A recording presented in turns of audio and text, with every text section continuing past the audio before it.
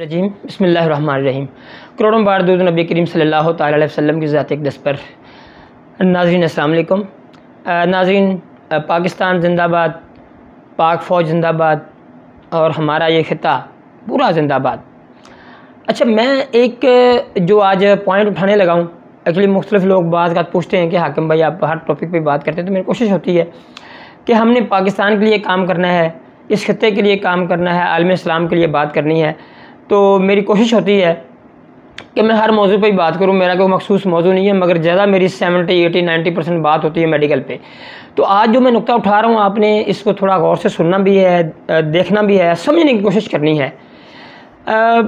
Americans हैं, उनकी strategy क्या है, वो एक बड़ी लंबी उनकी दास्तान है, उनकी मेहनत है, तरक्की है और उनकी पॉलिसियाँ हैं जिन्होंने अमेरिकन्स को सुपर पावर बनाया था। तो अल्लाह ताला के ख़ास कुदरत है कि वो उन्हीं के लिए ही सहूलतें या उनके लिए एक ऐसा साजगार माहौल देते हैं जिनकी सोच है। जैसे अल्लामा इकबाल साहब का भी एक शेर है जिसका मतलब है कि जब कौम को ख्याल आता है कि हमने अपनी हालत बदलनी है तो अल्लाह ताला भी उसके लिए हालात साजगार कर देता है। तो मेरा जो मकसद और मतलब आज बात करने का वो ये है कि हम सियासी इख्तलाफात में उलझ जाते हैं, बल्कि उलझते नहीं, हमें उलझाया जाता है। जो नुक्ता है वो आपने ये समझना है कि ये हमारा खिता है, हम पाकिस्तान में रहते हैं। हम सिर्फ अपनी गले महल्ले की नहीं बात करेंगे, हमने जो पूरे पाकिस्तान का सोचेंगे तो हमारे हालात कुछ और होंगे। हम सिर्फ अपने घर का सोचेंगे तो खुद गर्जाना सोच है। आपने देखा होगा कभी खुद गर्जाना सोच, कोई बंदा खुद गर्ज हो उसको कभी आप तरक्की करता नहीं देखेंगे। खुद गर्जी ये है कि सिर्फ मैं अपनी ज़ात का सोचूं। खुद गर्जी के जो खौल से बाहर आता है, सबसे आप पहले कहते हैं मेरा घर है, मेरा मोहल्ला है, मेरा गांव है, मेरा शहर है, मेरा सूबा है, मेरा पाकिस्तान है, मेरा खित्ता है, पूरी दुनिया है। इस तरह इंसान पूरी कायनात की बात करता है। तो अमेरिकन्स क्या करते हैं, अमेरिकन्स ने ये किया कि उन्होंने अपने खित्ते को मजबूत किया और इसके साथ एक उन्होंने और काम किया कि दूसरे खित्तों में ऐसे उन्होंने काम किए कि वो खित्ते उनके मुकाबले में ना आए।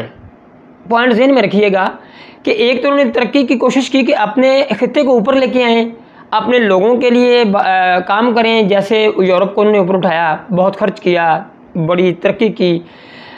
इसी तरह वो साथ ये कोशिश भी करते हैं कि कोई दूसरा उनके मुकाबले में ना आए। जैसे अभी ये कुदरत का निज़ाम है कि कभी ऊंच नीच होती रहती है। आज से कुछ अर्सा पहले देख लें, 100 साल पहले चले जाएं या कुछ अर्सा और पीछे चले जाएं, तो मुसलमानों ने बहुत लंबा अरसा हुकूमत की पूरी दुनिया पर।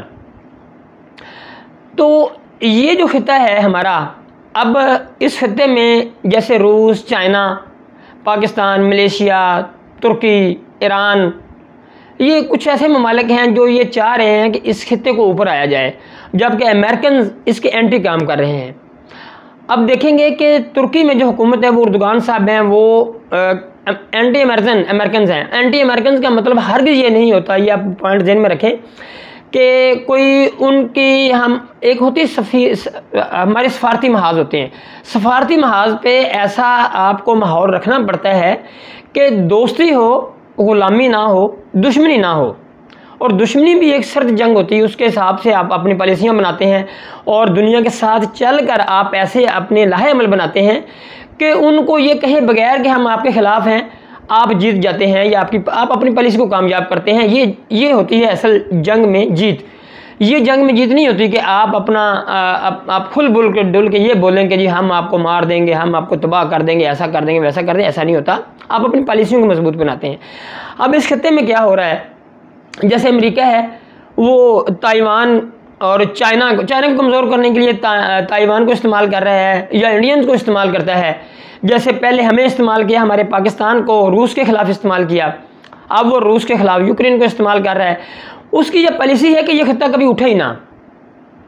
अब एक्चुअली यहाँ पे ना एक सोच चेंज हुई है, अमेरिकन के ख़िलाफ़ हुई है और अमेरिका को इसका अदराक है, क्योंकि तुर्की है, चाइना है, रूस है, पाकिस्तान, ईरान, इस तरह के बहुत सारे ममालिक, इवन के मशरक़ वस्ती का भी ममालिक जो हैं वो इस बात पे अंदरूनी तौर पर आमादा हो चुके हैं कि हमने इस खित्ते के लिए अब काम करना है। और आहिस्ता आहिस्ता आप देख रहे हैं कि जब अमेरिका ये चीज़ें देख रहा है इस खित्ते को ऊपर आता, तो वो दिन ब दिन कोई ना कोई स्ट्रेटजी ऐसी बनाता है कि इस खित्ते में कोई ना कोई सिलसिला चलता रहे। जैसे अभी तक उसने कश्मीर के मसले के लिए अभी तक हमारे अक़वाम मुत्तहिदा ने कुछ नहीं किया, हालांकि ये कोई इतना मुश्किल काम नहीं है। तो वो इस तरह के मामलात रखेगा कि इस खित्ते में टेंशन रहे बरकरार, और अपने के लिए वो कोशिश करेगा कि ज़ाहिर बात है उसने तो जंग में असला बेचना है, उसने अपने वो उसकी बेस क्या है, उसकी इकॉनमी की बेस ही ये है कि वो बनाता है असला और बेचता है, जंगें छुड़वाता है और अपना असला बेचता है, अपनी इकॉनमी ऊपर लाता है, दूसरों की कोई भट्ठा बिठाता है।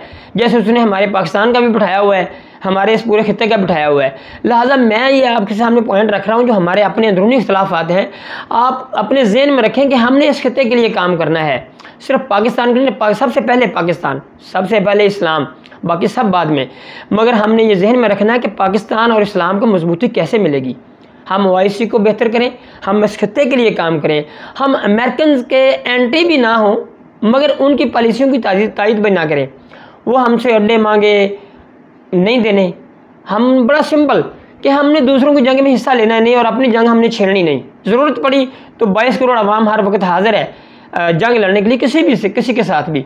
अल्हम्दुलिल्लाह हमें इतना जज्बा है कि हम बगैर असले के भी लड़ सकते हैं। हमारी फ़ौज इतनी मजबूत है, हमारी IS इतनी मजबूत है अल्हम्दुलिल्लाह कि हम किसी से जंग पहली बात तो करेंगे नहीं। हमने कभी अटैक किया भी नहीं, जब कभी किसी ने अटैक किया तो उसको हमने उसका बताया है। ये 19 फरवरी वाला भी आपको वाक़या याद है और आपको 1965 की जंग भी याद है।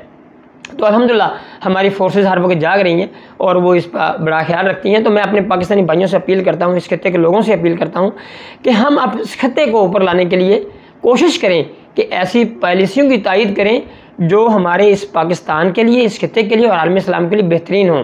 ना कि हम दूसरों की जंग में थोड़े से लालच की खातिर, डॉलरों की खातिर, अपनी खुशहाली की खातिर, अपने असासे बचाने की खातिर हम एक सिर्फ खुदगर्जी की सोच अपनाएं। हमने खुदगर्जी से खौल से निकलना है।